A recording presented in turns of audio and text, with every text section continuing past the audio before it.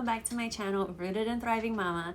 If you're new here, my name's Michelle and I am a homeschooling mama of 4, ages 13 down to my little man who just turned 5 months yesterday.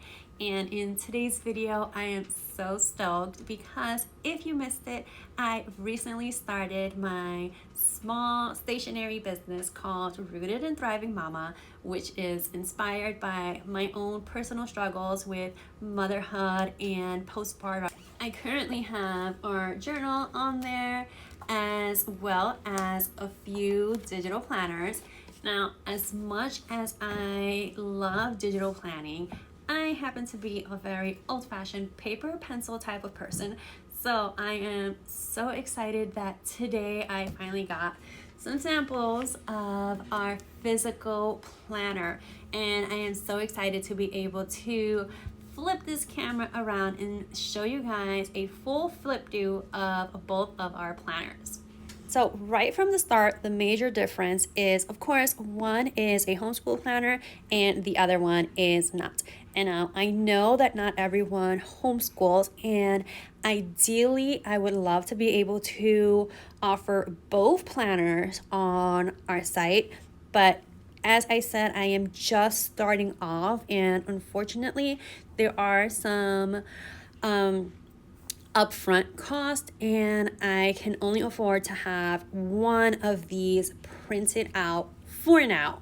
Fingers crossed, hopefully down the line I can go ahead and have both of them. But for now, my hope is that you guys can help me kind of make that final decision on which one we want to go with first. Now, keep in mind, these are samples, so there are a few little things that I do plan on tweaking here and there, but I thought I would give you guys a side-by-side comparison of both planners. There are some things that are the same, and then of course there are some things that are a little bit different, but hopefully you guys find this video helpful and you'll also be able to help me along the way. So let's go ahead and jump right in. So another key difference between the two is the size. So right from the start, you can see that our regular original planner has the small coil, while our homeschooling planner, she is a chunky one. She is a big girl, super chunky, and we have the big giant coils, and you will see why that is in just a moment. Now, both of our planners start off the same. They both have a space for you to write your homeschool year for the homeschool planner, as well as a little spot for your name. And they both have a little note from me, as well as our vision board. So a key difference here that you're going to see in the video, but that I will be changing with the final version, is the thickness of the paper. So for our original planner, I had this sample made a few weeks back, I think even a few months back actually, and I noticed that the paper is pretty thin. Like, if you can see here, you can see right through to the other side, and that is a big no-no for me, because if I'm using my markers, I obviously don't want it to leak through to the other side. So with the homeschool version, this one is a thicker paper that when you write, you won't see it leak through.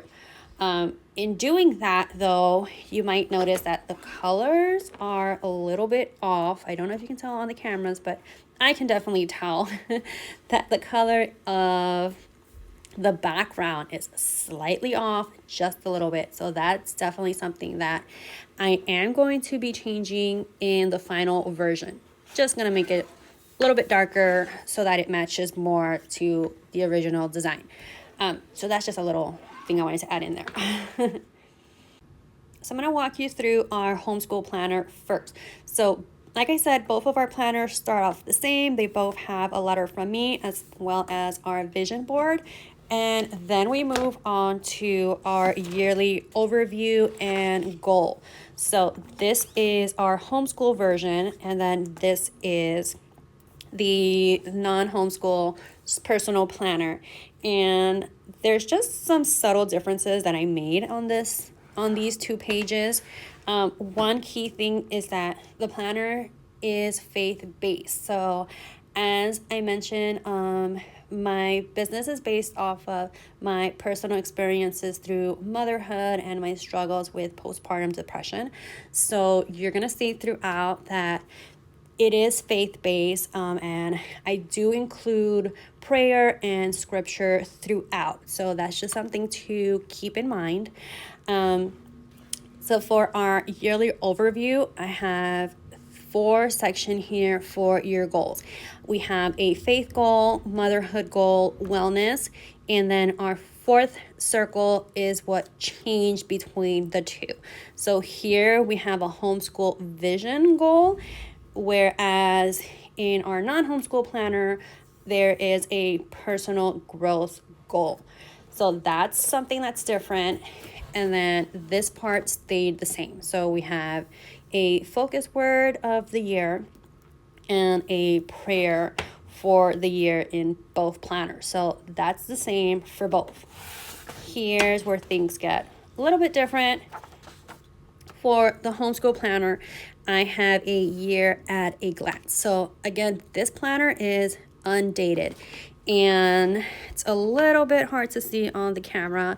Again, I'm going to be changing the background color so that it's darker, but if you can tell, there are 4 boxes here for you to fill in what you want your year to look at. So I didn't include a mini calendar. I also based it off of what I find useful when I am planning my year, and in the past planners that I've had. To be honest, I never really used the calendars that are filled out completely. I feel like this is a little more useful for me because you can personalize it however you feel that it's useful for you. So that's kind of why it's a little bit more simple. Another thing that I included is this blank page right here. Again, it's more so that you're able to personalize it to your specific needs. So that's what this page is for. Maybe you want to use it to track your curriculum that you're going to be using for the year, or you want to track your field trips. Again, what you feel is more useful for you during the season that you're in, that's kind of what this blank page is for. Here is our attendance tracker. So I'm in Pennsylvania, and for us, we do need to track how many days of school we do in a year. So I included an attendance tracker and reading log. So another thing that I have to keep track of is what my kids are reading. It's just something that my evaluator likes to see, so I made sure to include that in the planner. And there's enough pages for if you have multiple kids, you can either have a page for each, or you can just do what I do and have all of them in one spot. I just include all of our read alouds and all of their personal readers in the same log, and then I'll just highlight them in different colors so that I know who read what. So there are 4 reading logs, and then we move into our month. So both layouts, let me open this one here. So the monthly layout is the same for both planners. Like I said, it's undated, so you fill in what month you're starting and you fill in the days for the month. And they both have a note section on the side here. And then we move into our monthly overview and a brain dump section. And this is where things kind of differ a little bit between the two. So for the original planner, I did include a monthly overview on this one as well, but as you can see, they're slightly different. So we have this month's focus, and then we have our monthly goal. For the homeschool one, I only included 2 sections. So we have personal goal and then my homeschool / kids goals here, as well as a prayer request. And this month I am grateful for. On the non-homeschool planner, what you see here that is different is that we have family goal, faith goal, and a self-care goal. And then I also included a Bible verse at the bottom of each monthly overview. And each month has a different Bible verse. What's included in the personal planner and is not included in the homeschool planner is a monthly budget. So this one has your current month. Each month has its own monthly budget. You have your checking, starting balance, and savings, and then you have all of your bills. Like I said, these are just samples. So let me know in the comments if it would be helpful to also include a monthly budget sheet in the homeschool planner. If you think that it would, just let me know down below. But both of these, I did include a brain dump. So personal planner does have a brain dump page as well as in the homeschool one. Alrighty, here is what makes this lady so chunky. So one of the things that I noticed when I purchased previous homeschool planners is that they'll include pages for you to write your lessons in, but they don't include an actual page for me to plan out my days. So what I was noticing was that I needed 2 separate planners. I needed one to be able to plan my kids' lessons, and then I needed a separate planner for myself to be able to plan my day. And I just felt like it was a lot for me to handle, so I wanted something where everything is in one place. So that's where this baby came in. So every week starts off with your weekly schedule. So we have a space for verse of the week, your top priorities, to-do list, and a note section.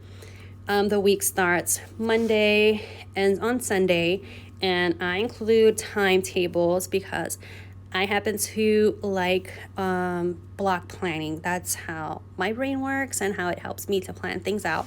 So I started it off at 6 a.m., ending at 9 p.m.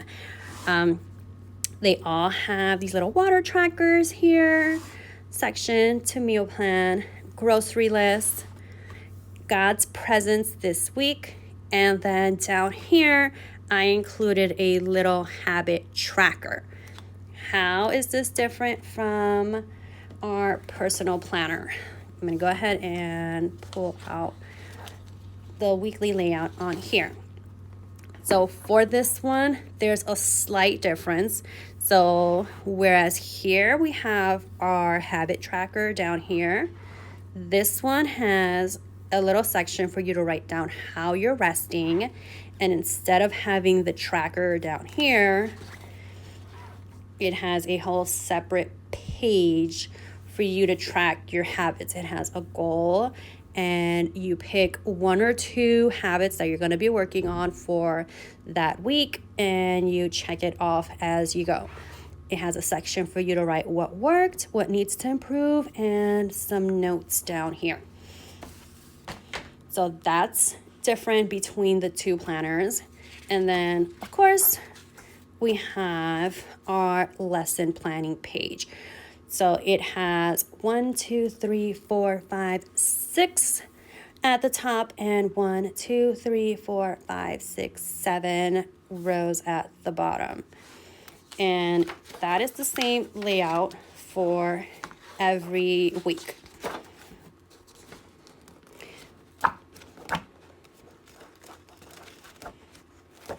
And then the last thing in the back There's a page for you to write any little note that comes to mind to you. There's a page for that back here. And I also included a 2-pocket full-size folder in the back. And that is our homeschooling planner. Now for our regular planner. So again, there's just these little differences between the two. For the regular planner, we have that same monthly review. It's undated, so the good thing is that you don't have to start it at the beginning of the year. You can pick it up whenever you need it. It starts off with our monthly overview. We have our monthly budget, habit tracker, and then your brain dump. And then we move into our weekly planning. So we have the same thing: verse of the week, top priorities, to-do list, our notes. Here's what's a little bit different. Instead of having our tracker down here like in our homeschooling planner, we have how I'm resting. Again, that's because you have this whole page here for habit tracking.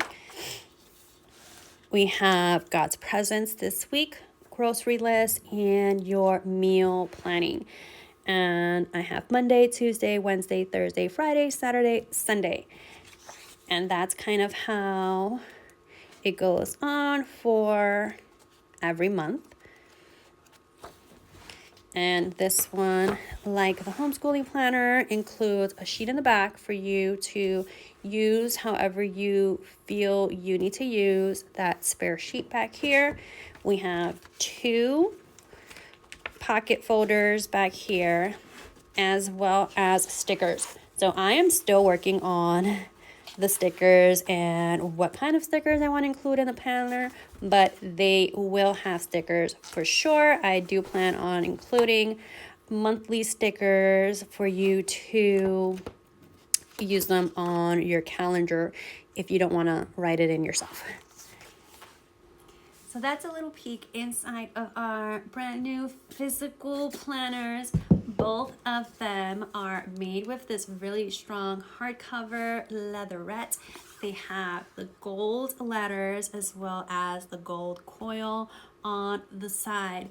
So as I said, these are the samples. I am working so hard to get these on our site, but I need your help. So let me know in the comments, out of both of the planners, which one do you see yourself using more?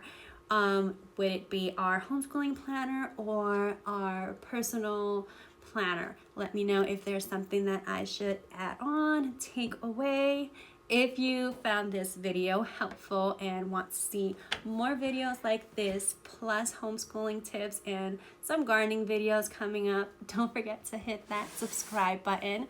I can't wait to read your comments. Thank you so much for watching, and I'll see you soon. Bye, guys.